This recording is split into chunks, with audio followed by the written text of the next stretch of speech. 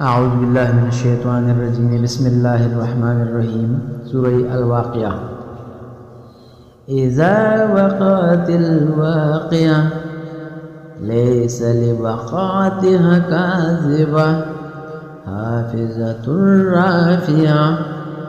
إذا رجت الأرض رجا وبست الجبال بسا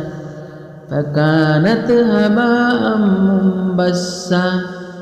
وكنتم أزواجا ثلاثا فأصحاب الميمنة ما أصحاب الميمنة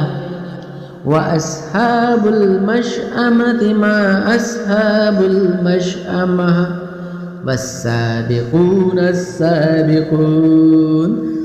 أولئك المقربون في جنات النعيم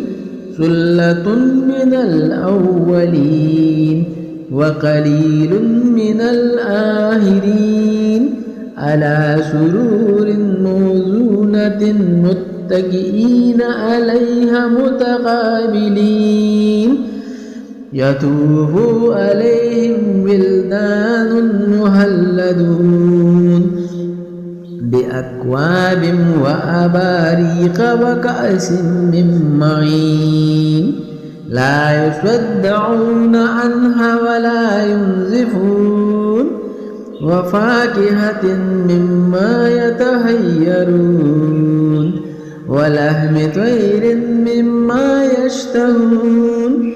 وحور عين كأمثال اللؤلؤ المكنون جزاء بما كانوا يعملون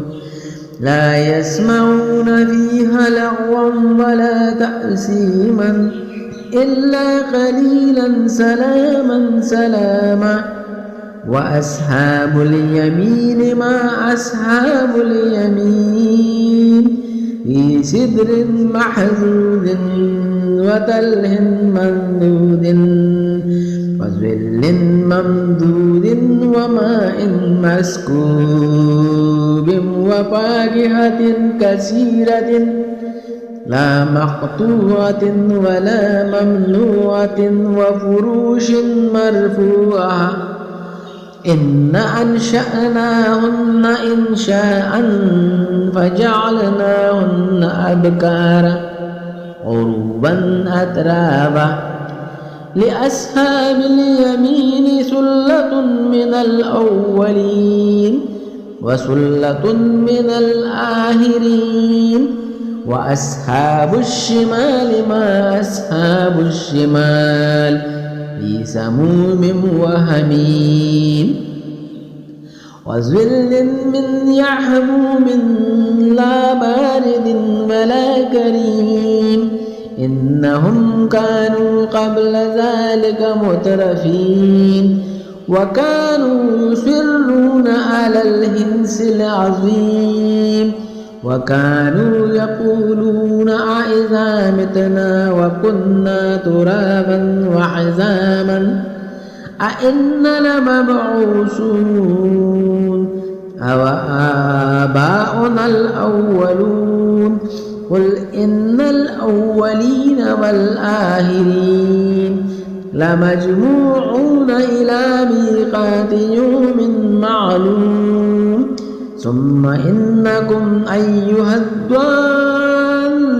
المكذبون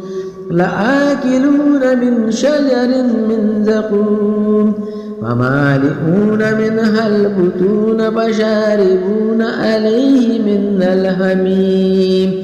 فشاربون شرب الهيم هذا نزولهم يوم الدين نحن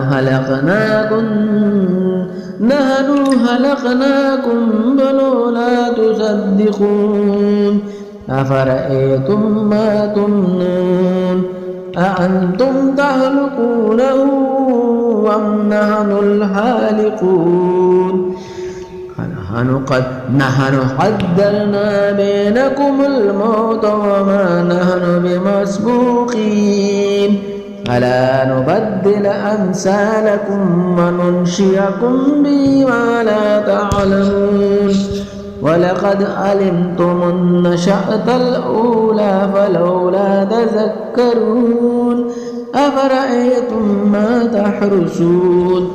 أأنتم تزرعونه أم نحن الزارعون لو نشاء لجعلناه حطاما فظلمتم تفكهون إنا لمغرمون بل نحن محرومون أفرأيتم الماء الذي تشربون أأنتم أنزلتموه من المزن أم نحن المنزلون لو نشاء جعلناه أجاجا فلولا تشكرون أفرأيتم النار التي تورون أأنتم أنشأتم شجرتها أم نحن المنشئون نحن جعلناها تذكرة ومتاعا للمقوين فسبح باسم ربك العظيم فلا أقسم بمواقع النجوم وإنه لقسم لو تعلمون عظيم إنه لقرآن كريم بكتاب مكنون لا يمسه إلا المطهرون تنزيل من رب العالمين أفبهذا الحديث أنتم مدهنون فتجعلون رزقكم أنكم تكذبون فلولا إذا بلغت الحلقوم وأنتم حينئذ تنظرون ونحن أقرب إليه منكم ولكن لا تبصرون فلولا إن كنتم غير مدينين ترجعونها إن كنتم صادقين فأما إن كان من المقربين فروح وريحان وجنة نعيم وأما إن كان من أصحاب اليمين فسلام لك من أصحاب اليمين وأما إن كان من المكذبين الضالين فنزول من حميم وتسلية جحيم إن هذا لهو حق اليقين فسبح باسم ربك العظيم صدق الله العظيم وصدق رسوله النبي الكريم.